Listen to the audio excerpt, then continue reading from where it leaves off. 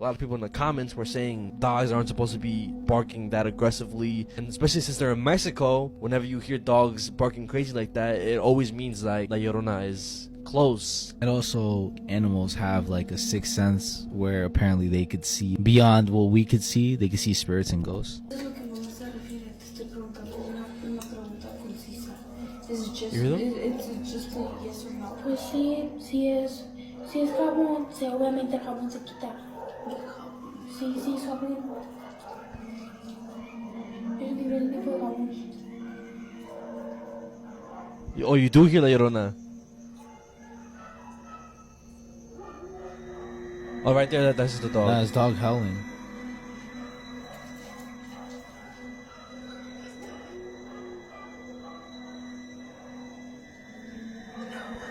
Nah, bro. Nah.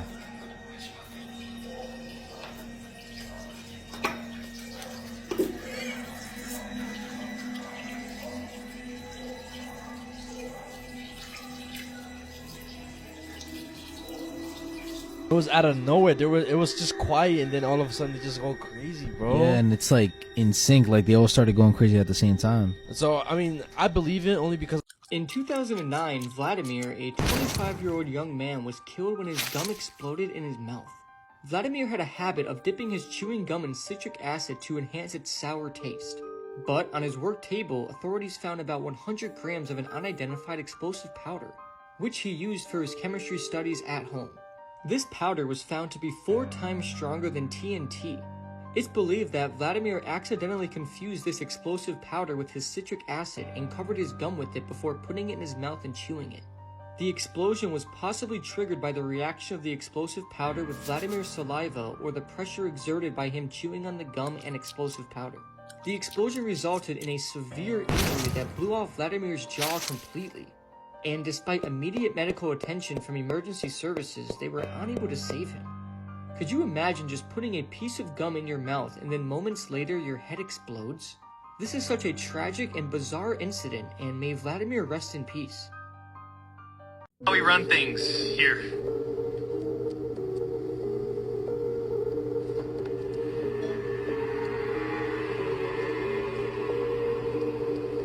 This is Dr. Disrespect, real name Herschel Beam, and in recent days he's been exposed as being a pedophile. So I don't really follow game culture too closely, but I know that Dr. Disrespect is one of the biggest names in gaming right now. And he's been at it for years. This guy has been a celebrity in that world. But back in 2020, he was banned from the streaming platform Twitch. But he never exactly stated why he had been banned from Twitch. It was just this big mysterious thing that got glossed over. But recently people started talking about this ban again, but they had no idea what was coming next. On June 24th, the gaming studio that Dr. Disrespect co-founded fired him. Then on July 25th, he tweeted this infamous tweet, where he admits in the tweet that he was knowingly messaging a minor, and that these messages with the minor leaned in the direction of being inappropriate. Basically just coming out and admitting, yes, I am a pedophile, but in the same tweet, he says, I'm not going anywhere. This is all the past. It also should be noted that he kept editing out that line individual minor from individual to individual minor, taking out the word minor. But yeah, this is just the worst thing you could have possibly done in this situation. Then more allegations came out. Allegations from a woman named Lena Love. Lena claimed that Dr. Disrespect offered her a partnership in exchange for free cam shows. She then gave him these private shows and he blocked her. A recent Rolling Stone article also provided some more information on this and claims that Herschel Beam actually continued sending this minor graphic, schmexual content even after he learned from her that she was a minor. We don't even know all this story yet, but I'm sure it's only going to get worse and worse. And I think that he is finally getting all the disrespect that he's always asked for. Join me as I expose pedophile rings and corruption in my new podcast, The Conspiracy Files. It's available on all streaming platforms like Apple Podcasts and Spotify, and there's some really important information in these shows that people need to know. What you're about to see is the horrific footage that was taken from the inside of Willowbrook State School, which was an asylum in New York for children with intellectual disabilities. Viewer discretion is advised. The doctor had warned me that it would be bad. It was horrible.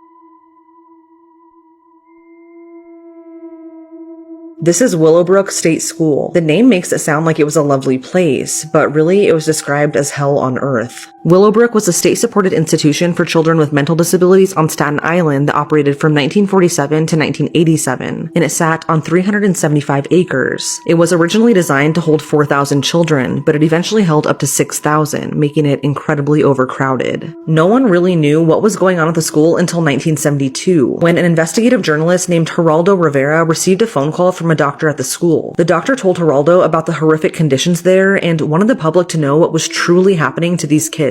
So Geraldo visited the school, and what he found was horrifying. Just upon walking into the school, Geraldo said that the smell was so atrocious that he can remember it even today. It was clear that the kids were being severely neglected and abused. They were living in filth and dirt, their clothes were all torn and ragged, and most of them were covered in their own feces. Their rooms were compared to animal cages at the zoo, but worse. Geraldo created an expose that was aired on TV, and it uncovered physical and sexual abuse against the children by members of the school staff. Not only that, but the doctors at Willowbrook were essentially just conducting wildly unethical medical experiments on these children. Outbreaks of hepatitis at the school were really common, which led to years of terrifying experiments and studies on the kids to figure out why 90% of them contracted the virus within 6 months of entering the school. One of the studies was feeding the live hepatitis virus from infected stool samples to 60 healthy children. The doctors would then sit back and watch as their skin and eyes turned yellow and as their livers got bigger. The kids became extremely sick, but the doctors justified their actions by saying that they were probably going to get the virus anyway. They felt that they weren't causing any harm because they were just kids with mental disabilities. Geraldo's expose shed light onto how kids and people in general with disabilities are treated. The film is called Willowbrook: The Last Great Disgrace, and it's one of the most disturbing things that I've ever seen. The school was officially shut down in 1987 after public outrage, and parts of the building were eventually used for the College of Staten Island. What's also crazy is the fact that Andre Rand, who is a suspected serial killer and connected to a series of child kidnappings, previously worked at Willowbrook as an orderly. One of his suspected victims, 12-year-old Jennifer Schwager, was found buried in a shallow grave behind Willowbrook, but at that point, the school had already been abandoned.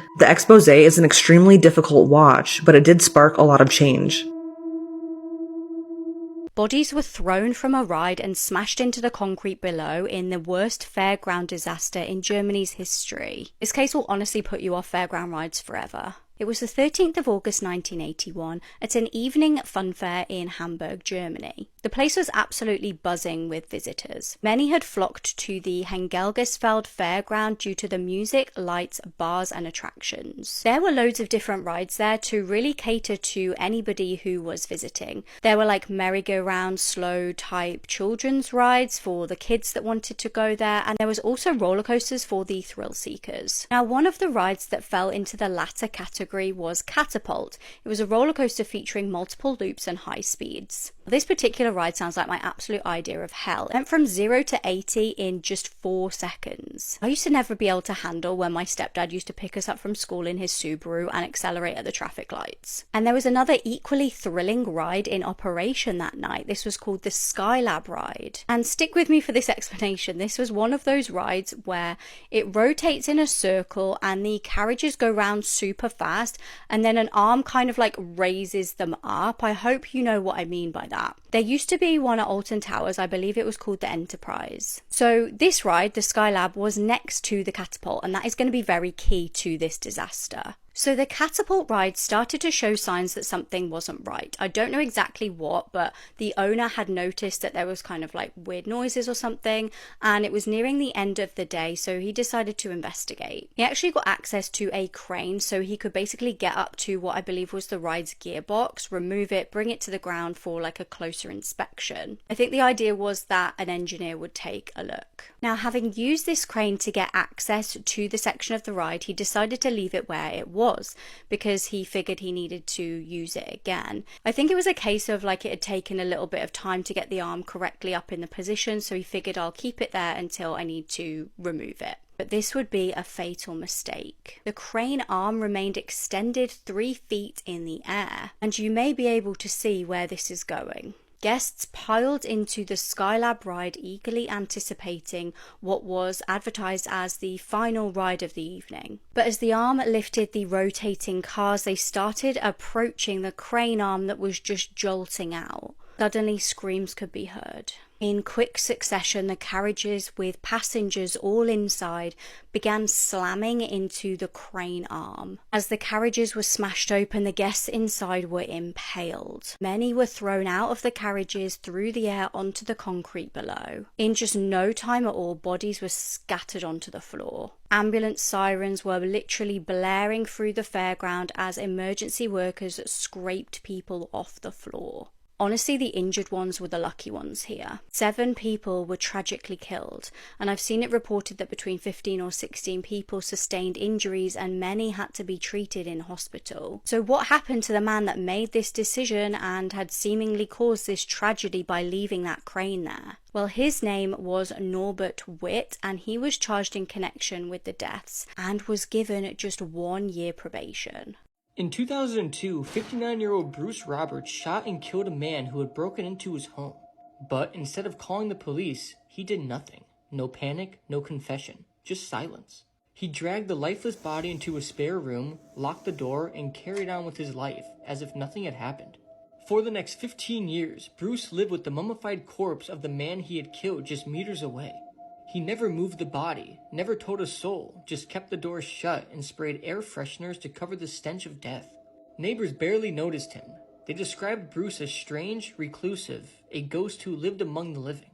His blinds were always closed, his mail piled up, no visitors came or went. Then, in 2017, Bruce died of natural causes. When authorities finally entered his rundown home, they found a shocking scene.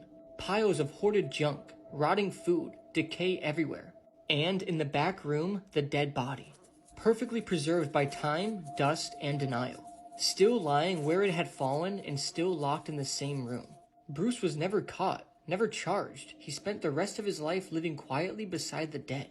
This doll was specifically made to curse people. It's one of the most haunted dolls that's in the Warrens occult. Warning for you guys don't have to look at the doll if you don't want to, but keep in mind, it could appear in your dreams and give you really, really bad nightmares. Nah, bro, what the? It's called the Shadow Doll or the Doll of Shadows. That's very scary. You never seen this before? I've never seen that. It's definitely a very scary doll. This doll is made up of human and animal bones, and it has a human tooth protruding out of it, and its hair is made out of feathers from crows, and it was specifically made for evil purposes through black magic rituals. And the Warrens explain how this curse would work. If you were to own the doll, you would basically take a picture of it, print out the picture, and you would write a curse on the back of the picture, and then you would send it out to whoever you want to curse. If it's somebody that you don't like, or someone pays you to send a picture to somebody, once they see the picture, if they don't believe it, they're like, it's just probably bullshit. They would start having really, really bad nightmares to the point where their heart would stop and they would have heart attacks. Does this kind of sound familiar? Freddy Krueger? Yes, kind of in a way, yes. Also, nobody really knows how many people it went through to get into the possession of the Warrens, but there is a story of the people who had it before the Warrens. Why would they even have that? I'll explain it, bro. There was this couple that loved to collect dolls, and they went to this antique store searching for a new doll for the collection, and the owner of that store practically gave it to them. That's obviously a Black number, flag, bro. Of 100%, course. yeah. So they take you back home, and automatically. Just when you thought this situation couldn't get any worse, it does. On Monday, some of the grand jury documents were released from Epstein's Florida case. And it shows that the prosecutors in Florida knew that Epstein had assaulted minors years before. And then they cut a deal with him that basically let him walk out scot-free. Now, this is a shock because grand jury testimony is usually very secret, and it's stuff that they don't typically unseal. And this investigation took place in 2006. So this shows that authorities knew in 2006 that Epstein had been assaulting minors. And then they let him go. And it wouldn't be another 13 years until he was finally arrested again and then took his own life. All these documents just go to show that Epstein really was given a free pass. All the people in power, all of the rich friends that he had, they all conspired and agreed to let Epstein run whatever ring he wanted to. And if you really study this case, you know that Epstein was connected to the government. There's no doubt in my mind. And these grand jury documents kind of prove it. I mean, how do you have someone who's accused of raping multiple minors get a sweetheart deal, where he's essentially given a slap on the wrist and shown his way out of the building? Oh yeah, if you cater to the rich and powerful, that's how you get a deal like that. The more and more we learn about Epstein, the more people are waking up, but the full truth of this whole thing will never be admitted to. But if you want to be a part of the solution, head to EpsteinJustice.com, sign their petition demanding justice for the victims of Epstein, and send a letter on their website to your member of Congress.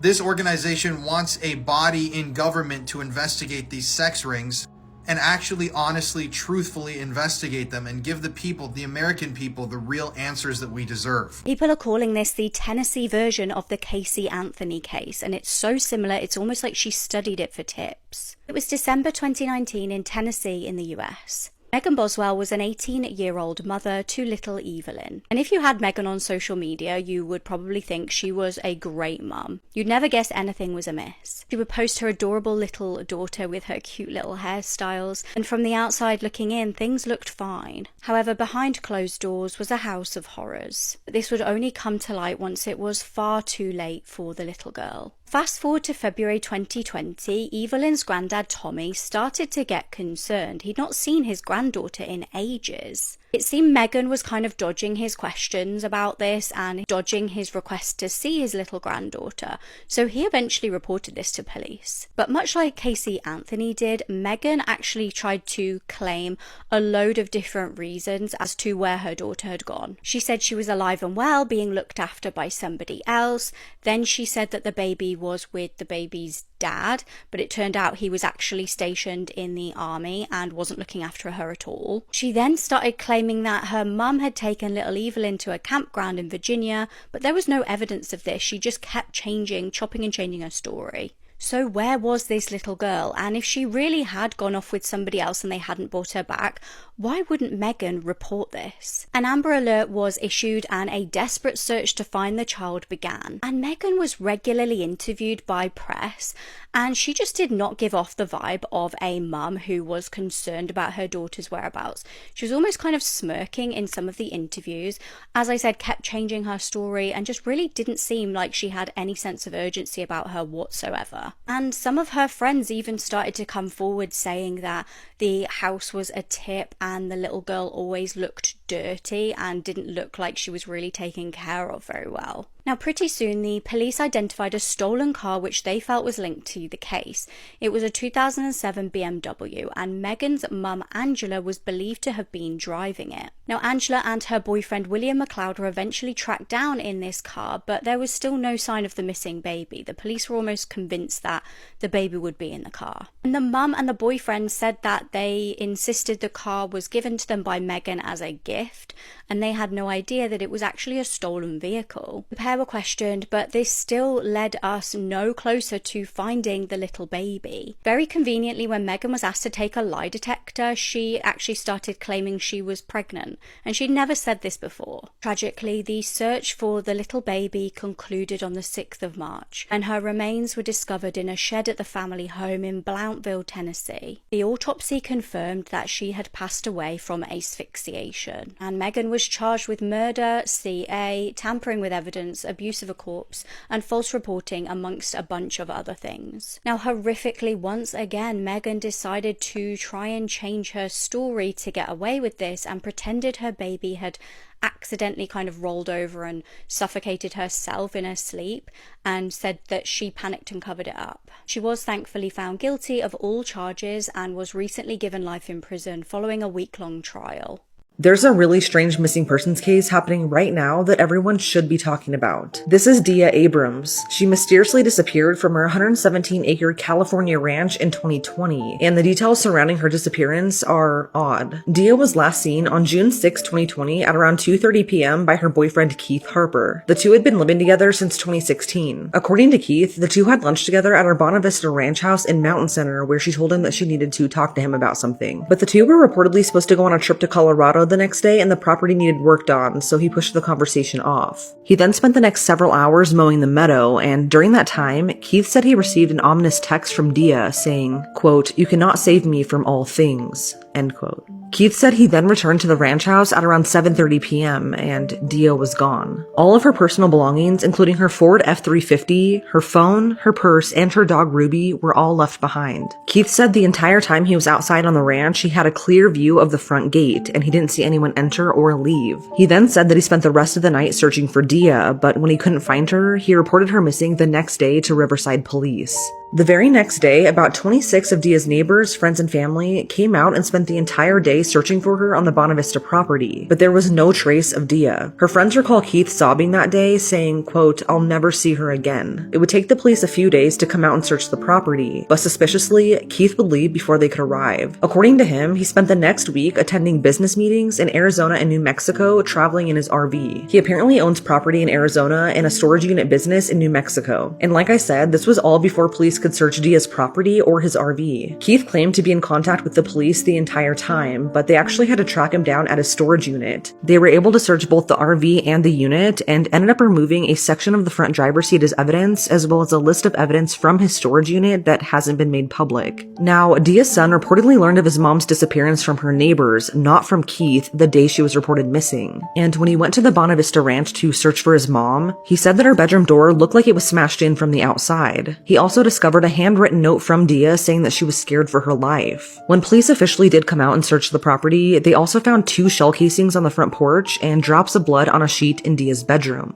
But Keith has explanations for both of those findings. He says that the blood on the sheet is likely from a rare skin condition that he has that makes him bleed easily, and the shell casings on the front porch were probably from him shooting at a coyote. Dia was seen on her neighbor's Ring doorbell video about 5 hours before she disappeared. It was around 9 in the morning, and she was bringing her neighbor a batch of freshly made cinnamon rolls. Her neighbor reportedly had cancer and was going through chemo, and they had mentioned that they really wanted cinnamon rolls, so Dia made them for her. After this, she vanished. Multiple searches have taken place, including the Bonavista Ranch and one of her other properties called the Sky High Ranch. At the moment, it's not clear if the third property that she owns has been searched, but it's now been 4 years, and Dia is still missing. The timeline of her disappearance is based entirely on Keith's statements, since he was the only one present at the time she went missing, and police have named him a person of interest as a result, although he denies any involvement.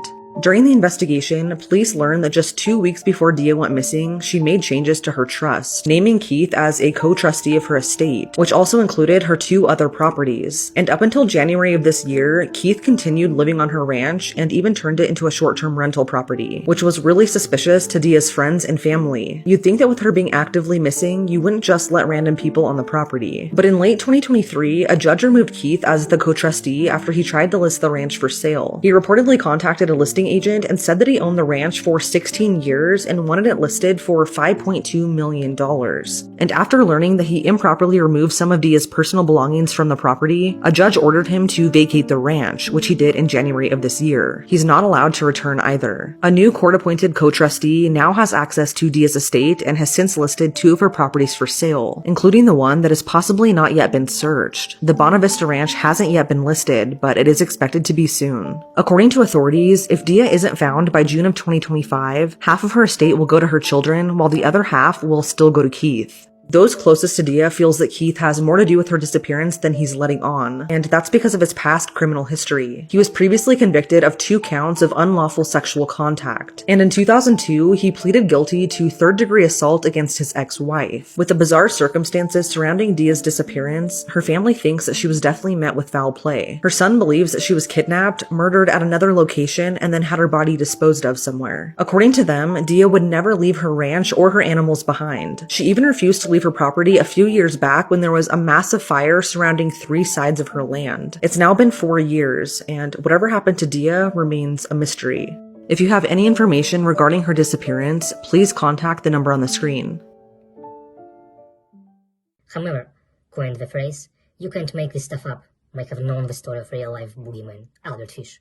A slight, elderly man with grey hair, no one suspected the kindly single father of being sadistic child murderer and cannibal.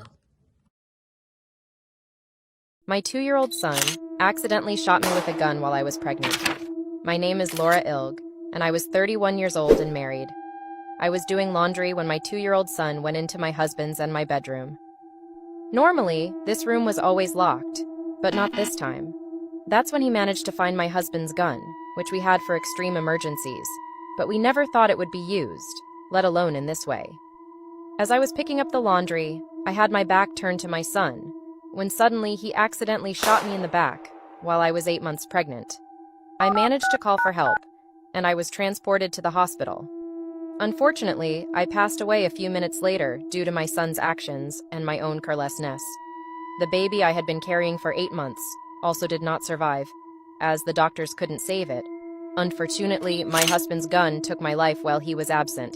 So, after hearing my story, are you in favor of or against guns in the United States? I'm looking forward to your opinion in the comments. Teenage cheerleader has been found murdered in her bath. Lisbeth Medina was a 16-year-old girl living in Texas. She studied at Edna High School, and her mum had actually recently moved to the area from Nebraska just the year prior. She was recently absent from a Christmas parade she was due to attend on the 5th of December. She'd actually planned to attend with her whole cheer squad, so it was very unusual that she didn't show up. Her mum decided to go and see where she was, and what she found was every parent's worst nightmare. Shockingly, she found her daughter in her pajamas, deceased in the bath. Due to her being found in her pajamas, authorities think this may mean she was killed before school on the day in question. Police believe that she is a victim of capital murder and have arrested a 23-year-old man. This is 23-year-old Rafael Romero. They have not yet released the girl's cause of death. Her auntie has launched a fundraising page for her family, and she states, "Any support that you can offer to my family at this time, anything is appreciated." These are pictures with the most disturbing backstories, part 4. Okay, here we have this picture. And the man shown here is just a chef cooking some food. But a little while later, he tosses his head into the fryer, completely deep frying his entire head with oil and dying. And the most messed up part about this is that there's a video of it. Apparently the man was possessed by some sort of ghost or demon, or he had some sort of mental illness, which was even noticed by some of his co-workers. But in the video, the man rotates his head extremely weirdly and inhumane, and just throws his head into the deep fryer with no hesitation, leading people to believe that he was possessed. Because why else would any sane person just throw their head into deep frying oil? I don't recommend anybody watching or searching up the video because it is pretty disturbing. Mainly because it just comes out of nowhere. 1 minute the chef is just cooking food doing his job, and the next he starts twisting his head all weirdly and throws his head into the deep frying oil. I will probably never watch it again, and you should never. I caught a brain-eating amoeba while swimming in an abandoned pool. My name is Caleb Zilgelbauer, and I was a 14-year-old in 2022 when my family decided to make the most of the summer by exploring local fairs and looking for a seaside house to enjoy our vacation. We found a house with a pool that wasn't in great condition, but the heat made us overlook this detail. We planned to explore nearby beaches and continue enjoying local attractions. However, we had no idea of the nightmare that awaited us. 5 days into our trip, I was plagued by fever, searing headaches, and even hallucinations. The next fragment of memory I managed to retrieve is waking up in a hospital, confused and terrified. Doctors quickly identified the cause of my torment. A brain-eating amoeba, a creature literally feasting on my mind while I innocently enjoyed my vacation. To make the situation even darker, this infection has a staggering mortality rate of 99%. My family was devastated, and I had only a 1% chance of survival. Doctors gave me no more than 4 days to live, but I survived.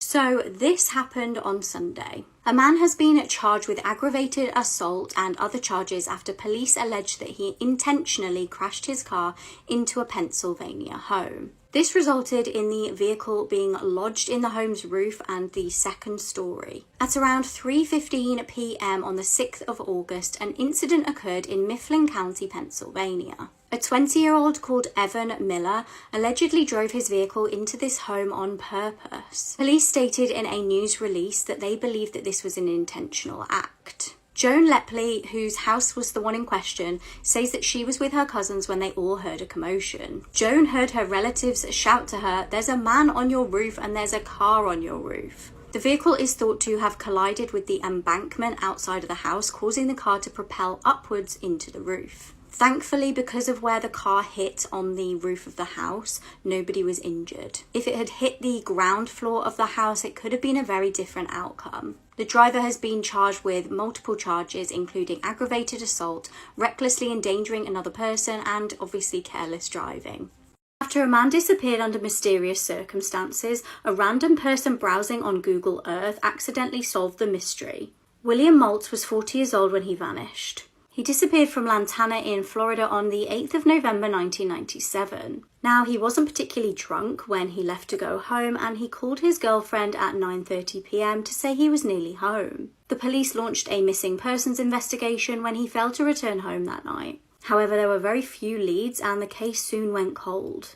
It would be an agonizing 22 years before there was any news of what happened to him. It wasn't until the 28th of August 2019 that a member of the public was browsing on Google Earth and noticed something strange. It was the manager of the Grand Isles housing development near Palm Beach who was looking at the area via the satellite images on the website. They noticed something in a pond that looked like a submerged car. Police were notified and sent officers to investigate.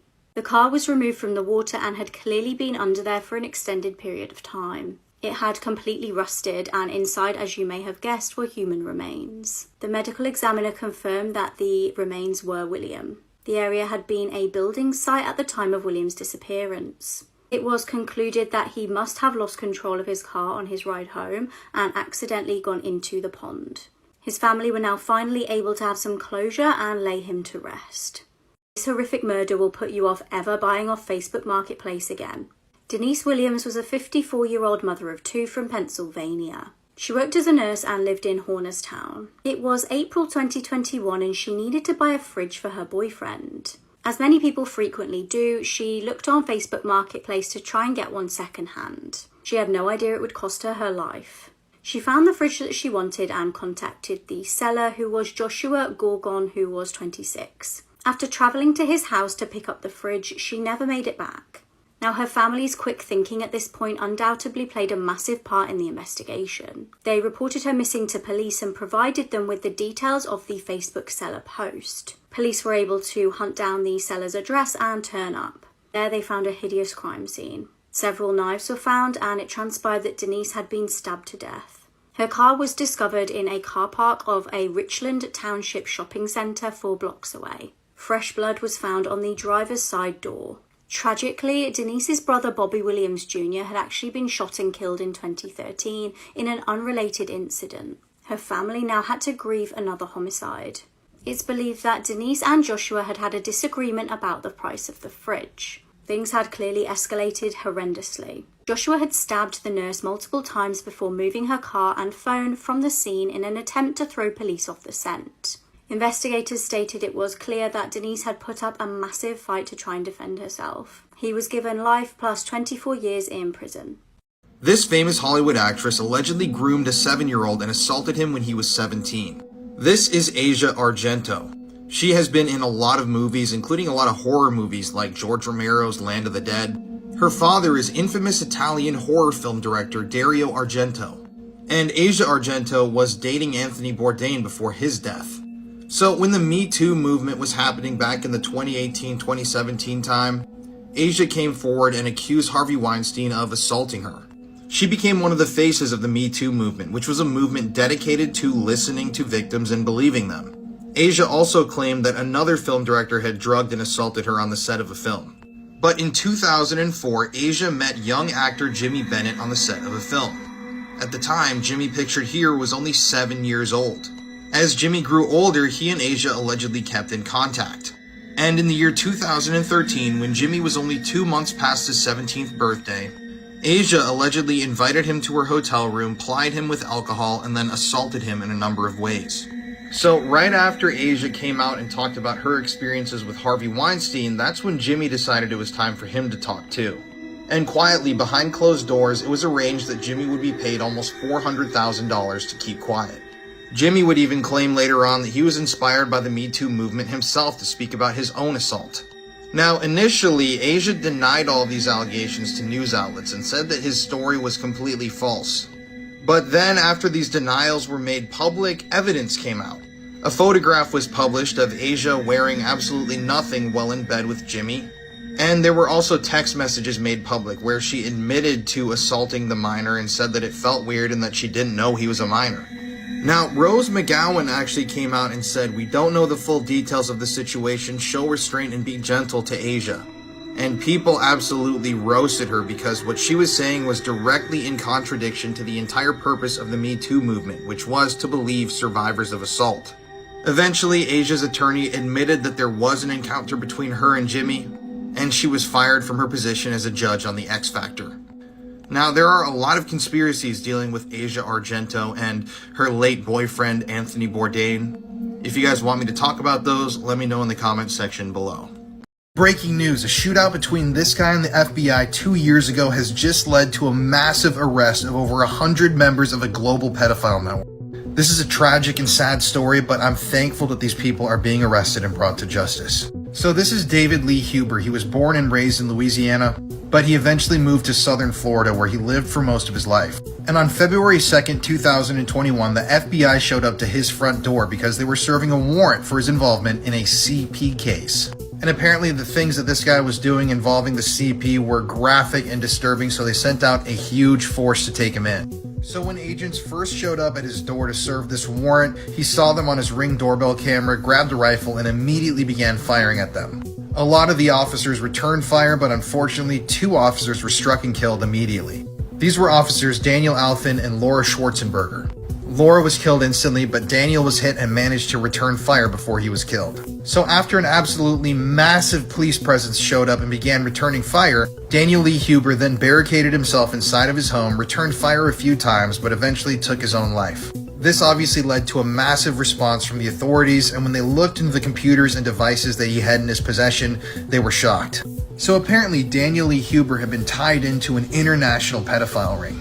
This ring operated on the dark web, they had highly encrypted file sharing devices, and this network spanned the globe. And when they found out that this guy was connected to all these other people, an international investigation was launched. Part of this investigation was focused in Australia, where a bulk of the people committing these crimes were located. I mean, all of this was made public just yesterday, but the Australian suspects that were just arrested are between 32 and 81 years old. They're highly intelligent, as was stated on the release. They know how to manipulate computers and internet networks.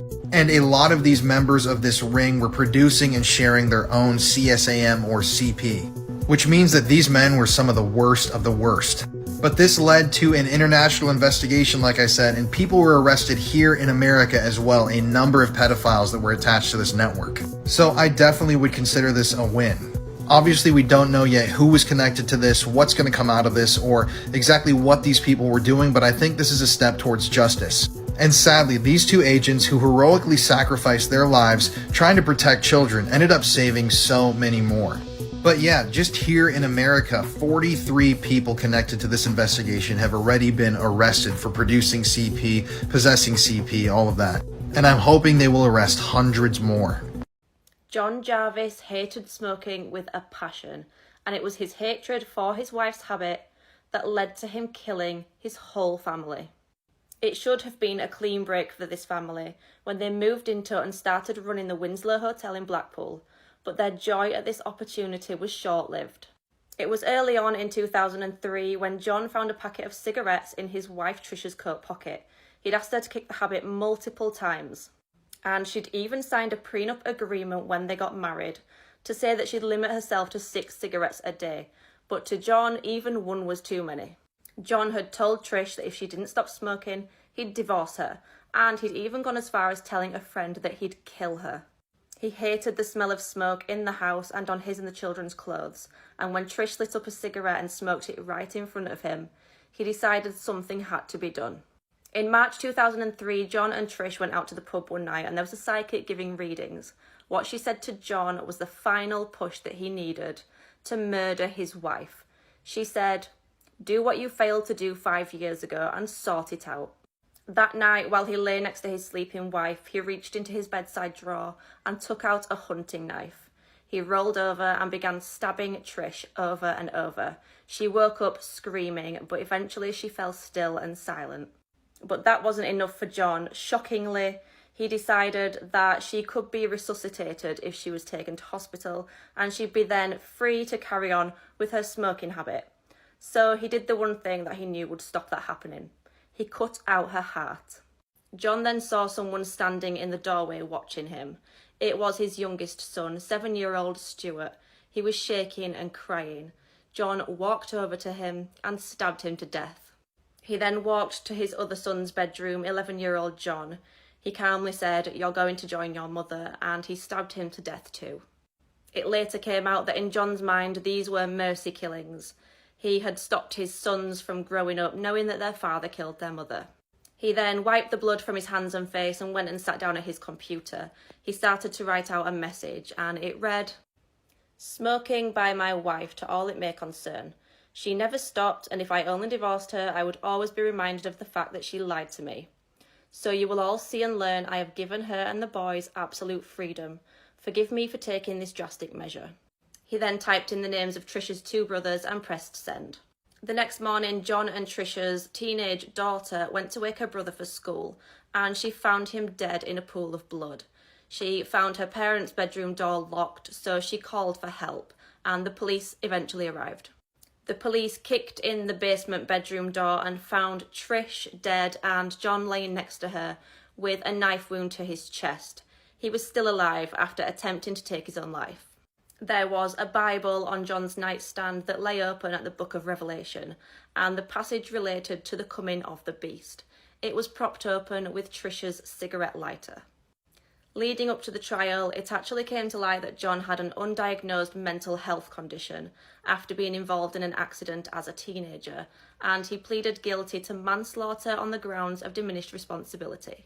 The judge accepted this plea and he was detained at Ashworth Hospital in Liverpool, where he remains indefinitely.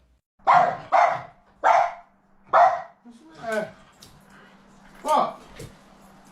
Nothing there, mate. Nothing there. What? There's nothing there. This is by far the worst cartel video ever released, and whatever you do, don't go looking for it. Before I begin, I can't stress enough how bad this video is. Whatever you do, never go searching for it. The full version of the video is 6 minutes long, and the video is shot in the nighttime in some sort of desert location. You see the victim, who has been blindfolded with his hands tied behind his back, and he is also wearing a white t-shirt that spells out the cartel he belongs to. The scene seems to be lit up by the car lights, and the victim is surrounded by multiple heavily armed cartel members. They are wearing all black tactical gear and carrying high-grade weapons. One of the cartel members then begins to read a statement, and as he's doing this, the cameraman starts to move closer to the victim. After the statement is finished, the victim is forced to the ground face down in the dirt. Multiple cartel members hold him down by stepping on his back and pulling back his arms. The victim has been completely immobilized so they can carry out this awful act of violence. The victim doesn't make a sound as he awaits what's about to happen to him. After the victim has been restrained and pinned down, a cartel member carrying some kind of large knife slices a vertical cut on the back of the victim's head. He does this as a starting point to flay and scalp the victim as he is still alive. After the cut, blood starts to puddle on the dirt floor, and using the initial cut, the cartel member slices under the victim's scalp and starts to remove it from the skull. As he cuts, he pulls the skin back to ease the blade cutting underneath the scalp. After a few seconds, the back of the victim's head has been completely scalped. However, the cartel member makes sure not to cut the skin off in chunks and instead attempts to complete the scalping and flaying in one clean go. After the skin on the back of the victim's head has been severed, the cartel member then moves to removing the skin and hair from the sides of the victim's head. While doing this, he also cuts off the victim's ears. The back of the victim's skull looks like a red ball with shades of white from the victim's skull also showing. The top of the victim's head is then scalped. The victim is still alive, but somehow has yet to make a sound. Not even one scream. The victim is then turned over on his back, and as this is happening, a cartel member puts his boot on his chest to stop him from moving, and at this point, the victim, who is still conscious, says his first words, and despite the awful and intense pain he must have been going through, he tells the cartel member to simply stop stepping on his chest in a very calm manner. But as he's lying on his back, a cartel member then flays the skin off of his face. He pulls the skin that has already been flayed and starts to cut down from the victim's forehead.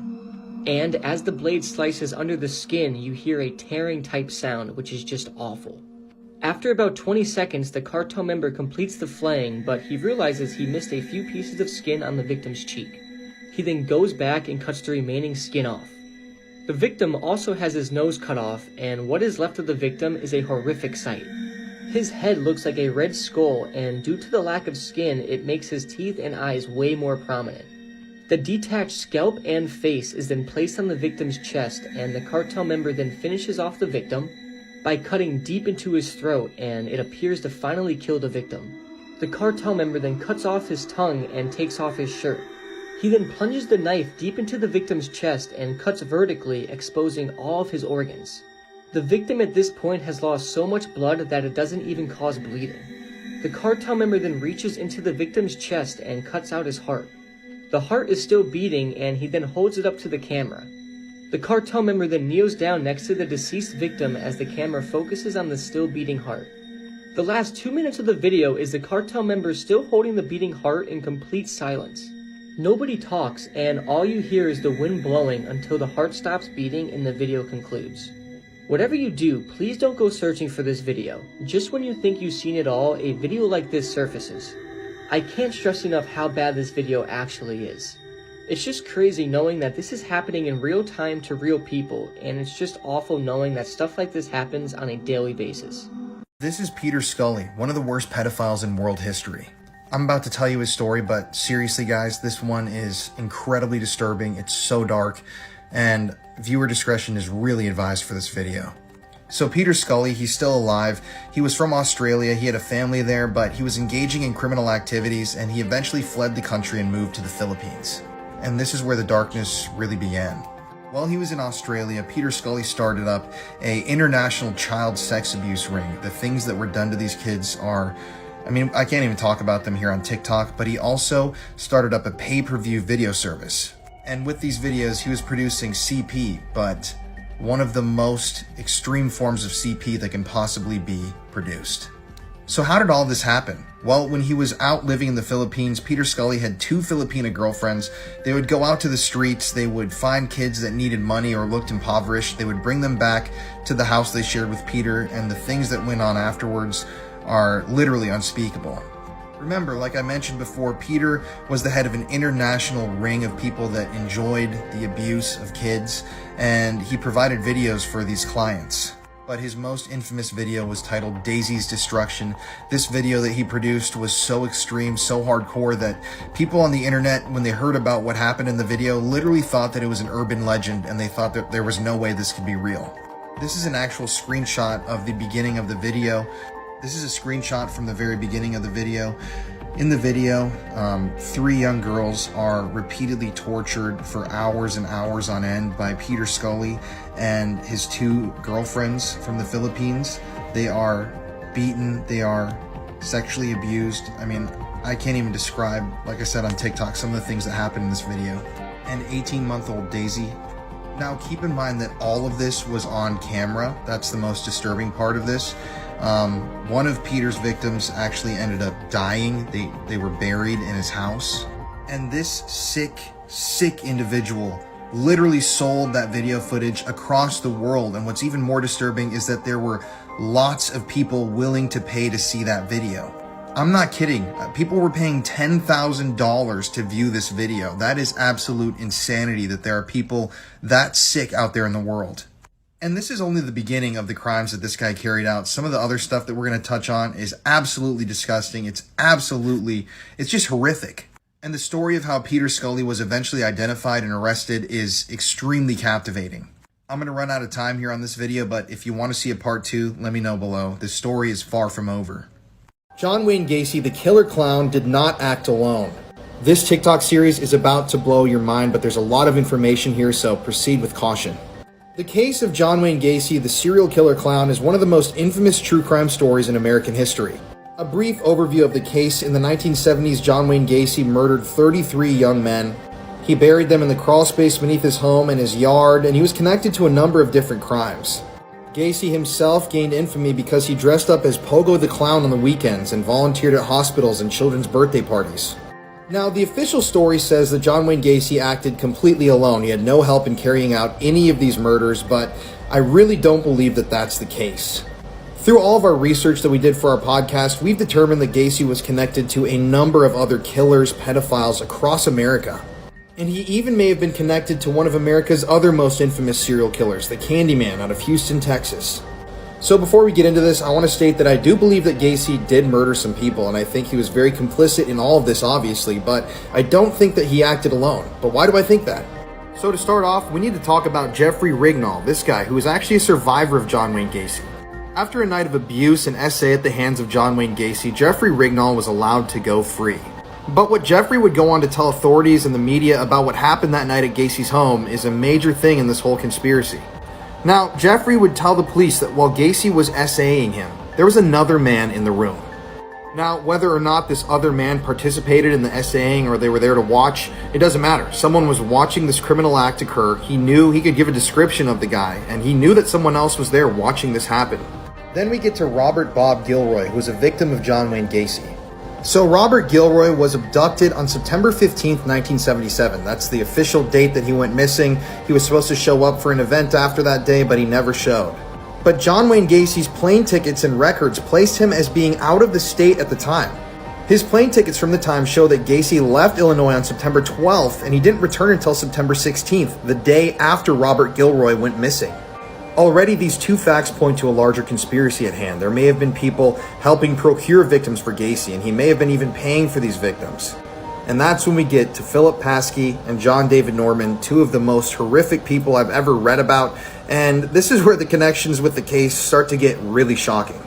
And we've talked about John David Norman here on my TikTok before. This guy was connected with the higher-ups in the government. This guy had lots of political power, and he was a known pedophile. Remember, in earlier TikToks, I even told you about how John David Norman was arrested multiple times. He had Rolodexes full of index cards of the people who he was supplying these young men to. And both times, the police departments lost the Rolodexes and lost all the names of the abusers. But how did they connect to Gacy? Well, in part 2, we're going to talk about it.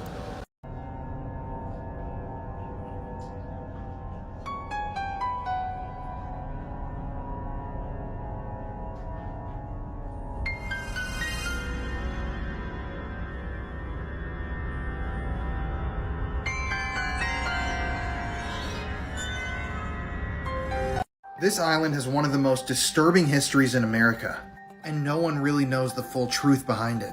So like I said before, this island was owned by multi-millionaire Francis Sheldon, pictured right here. And Francis and a number of other local men from Michigan, including this guy, Gerald S. Richards, ran a boys' camp on the island.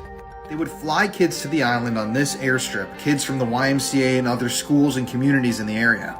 And both the children and the parents of the children who attended this boys' camp were told that this was an island of fun where kids could relax. They had big brothers there. It was going to be totally safe.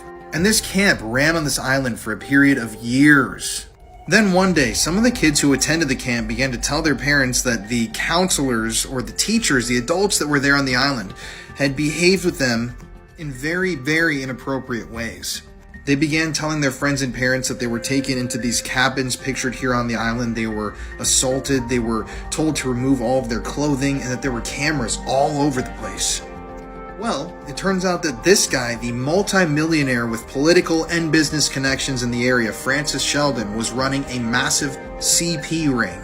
And they had been abusing the children on this island under the guise of bringing them to a boys' camp for years, recording all of it, selling it across the world. And some of the more affluent clients of their business were even allowed to take trips to the island themselves to see some of these young boys. Now, this story bears an obvious resemblance to the story of Jeffrey Epstein, but there are some very, very strange things that are happening here that nobody knows about, and the government still refuses to talk about to this day. So let's talk about this guy, Gerald S. Richards. He was a gym teacher at a local Catholic school who went down for the crimes, and he was heavily involved with every aspect of this business, if you know what I mean. Well, it seems like through his political and business connections, Francis Sheldon was actually tipped off that he was about to be arrested and raided and charged with these horrific crimes. So Francis, before he could be brought to justice for these crimes, he actually fled the country in a personal plane. He then moved to France, got remarried, and died in Amsterdam, and never had to pay for any of the crimes that were committed here. But it's when we start talking about the murders that this story really starts to blow my mind. So take a good look at this guy, Chris Bush.